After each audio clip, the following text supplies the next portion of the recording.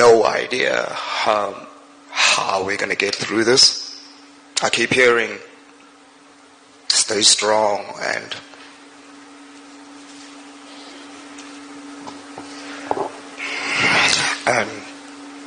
God will show you the way, and you got to be strong for Poppy, Cece, and your mom. And I'm just thinking, how?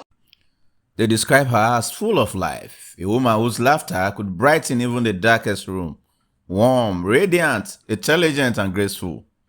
To those who knew her, Olorato Mogale was not just a name, but a beacon of light, someone who made you laugh even in chaos and who carried joy wherever she went. But on May 25, 2025, that bright light was cruelly extinguished in South Africa. She was only 30 years old, young, ambitious, and destined for greatness, until her life was stolen in a senseless act of violence. Olorato's life was a story of excellence. She earned a Bachelor of Journalism from Rhodes University, where she was honored as a Golden Key member in 2013. Her love for communication and education took her across continents. She earned a certificate to teach English as a foreign language and worked as a communications and engagement specialist with an English program in Daegu, South Korea. By February 2025, she had returned home and enrolled at the University of the Witwatersrand, pursuing a master's in ICT, policy and regulation. Her research aimed to explore digital literacy, infrastructure assets, and sustainable technology for economic growth. She had once been a radio presenter at Motio FM and a communication officer for the Free State government. At just 30, she had already achieved what many only dream of. On May 23, 2025, Olorato met a man, someone she referred to as John, at a mall in Bloemfontein. While shopping with her mother, they exchanged contact, and 2 days later, she agreed to meet him again in Johannesburg. That meeting would be her last. CCTV footage showed her leaving her home in Atol, Johannesburg, entering a white Volkswagen Polo with cloned number plate. She never made it back. Hours later, her handbag, wallet, and phone were found dumped on Q Road. It was her phone and her quick thinking that gave investigators the first clues. Earlier that day, she had shared her live location with friends and sent them a voice note saying they should ask if she didn't check in within the hour. Her body was later found in Lombardy, north of Johannesburg. The nation mourned. A promising young woman gone too soon. Following intense investigations, police arrested an elderly man linked to the white Volkswagen Polo, found later in Phoenix, Durban, with traces of Olorato's blood inside. On May 30th, another suspect, Philange Kosi Makia, was killed in a shootout with police in Amazimtoti. Another man, Gubani, was turned in by his own father at the Kwamashu police station after learning his son was wanted. His action teaches that true love and responsible parenting means standing for what is right, even when it hurts. In a society where many parents hide or defend their children's crime, Mugabe's father reminds us that accountability begins at home. Turning in his son was not an act of betrayal. It was an act of moral strength that helps protect other innocent lives and uphold justice. The final suspect, Bogani, remains on the run as of August 2025. Police believe the men had been targeting women across shopping malls in South Africa, kidnapping, robbing, and murdering their victims using that same white Volkswagen Polo. Family and friends couldn't hold back their tears, especially her brother, whose pain was clearly seen in the video. So this has hit deeper than I think nobody can probably fathom how deep this has dug into us. I have no idea how we're going to get through this. I keep hearing, stay strong, and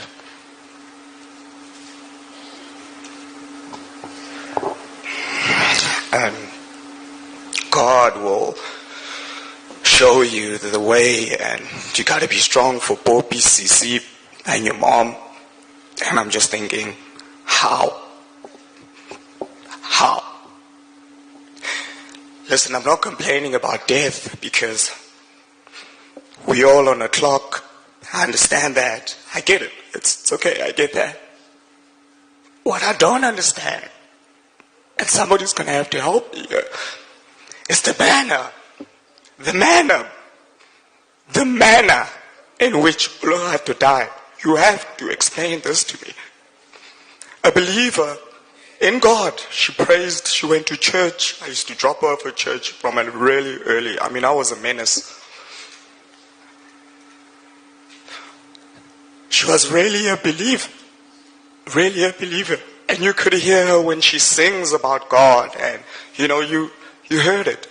I don't know how many of us in here have heard Olorato sing. Like really sing, not when she's really joking and trying to... You felt it. So you mean to tell me that same believer and person that praised God had to leave the earth like that? Is that what you mean to tell me? That's what I must take from this. Where was God?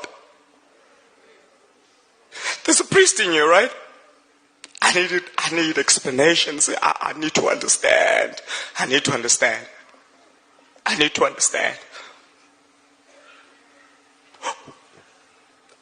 I'm done. South Africa. Religion. When we lost Patrick Twiditwai, my heart broke. I thought I knew pain. Until Olorato. This is not pain, man. This is beyond. I can't look at Poppy. My mother knows Sisi in the eyes. I'm looking at because I don't know what to do. Who does that? This is who we are as South African men. This is what we do. Yeah? I'm gutted, and I know my family is gutted.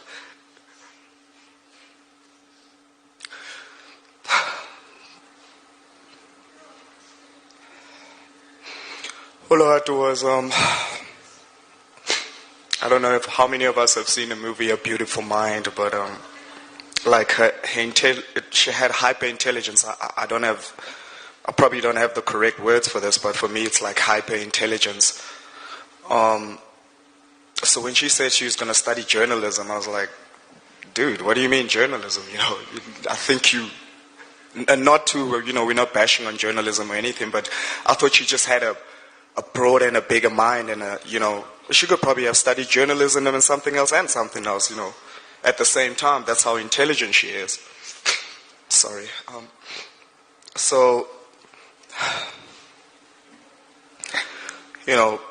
Taking her to Unisi, dropping her off. I used to laugh at those shoes that someone is so proud. She used to hate that I did, but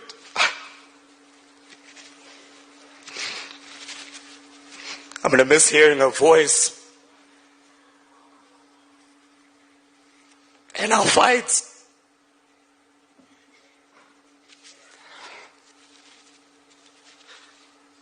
And being proud.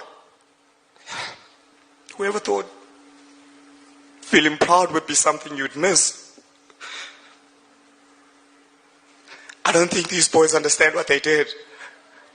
I don't think they understand what they've done here. And I was supposed to go on. It's our only daughter, man.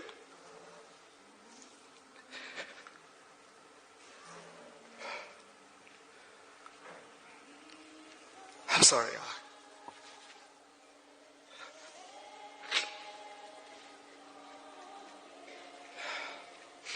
But in saying all that, ladies and gentlemen, We have lost a star. We have lost a talent. Someone you could feel had a bright future. A magnet, a maverick, a straight shooter. We've lost a star player in this team, and it can never be made up. This gap will be felt for generations to come. Thank you, ladies and gentlemen. Olorato's death was not an isolated tragedy. It was part of a painful global pattern. In 2023, an estimated 85,000 women and girls were murdered worldwide. Over 51,000 of them, nearly 60%, were killed by intimate partners or family members. That's 140 women every day, murdered by people they knew. South Africa ranks among the countries with the highest femicide rates in the world, with an estimated 5.5 women killed per 100,000 by intimate partners between 2020 and 2021. Even in her final hours, Olorato's actions reflected courage and wisdom. She took every precaution a woman could. She shared her life location, kept her friends informed, and trusted her instinct. She did everything right. Her tragedy reminds us that women should not have to fight for safety in a world that too often turns dangerous. Still, her story has sparked conversations nationwide about digital safety, women's rights, and community vigilance. Let Olorato Mogale's life and her strength remind us all to always be vigilant and proactive when meeting new people. Share your location and check in regularly with loved ones. Trust your instinct. If something feels off, step back. And most importantly, never blame victims for crimes they didn't cause. Olorato's story is one of brilliance, kindness, and responsibility. Her life may have been cut short, but her legacy continues to shine, urging us to build a world where women can live, love, and dream freely. Your light lives on in every woman who chooses vigilance, every friend who checks in, and every person who dares to make this world safer. For more stories like this, kindly like, share, and also comment. Until I come your way again, this is True Crime CSO. Loved ones, friends, and members of the Lombardy West community gathered in large numbers at the spot where Olorato's lifeless body was discovered.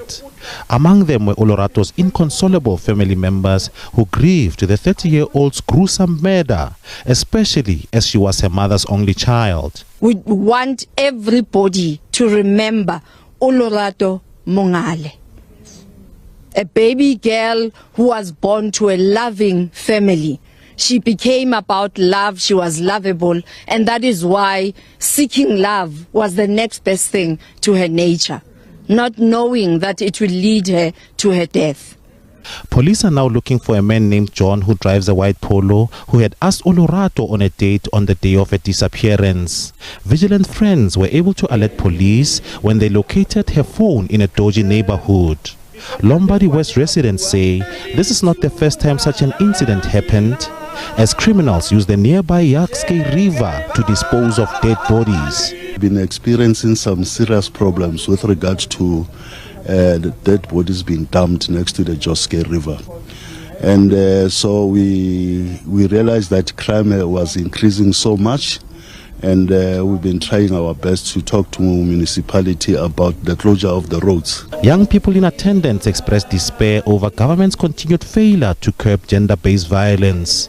With everything that's happening, especially ladies, because we're even afraid to talk to any man.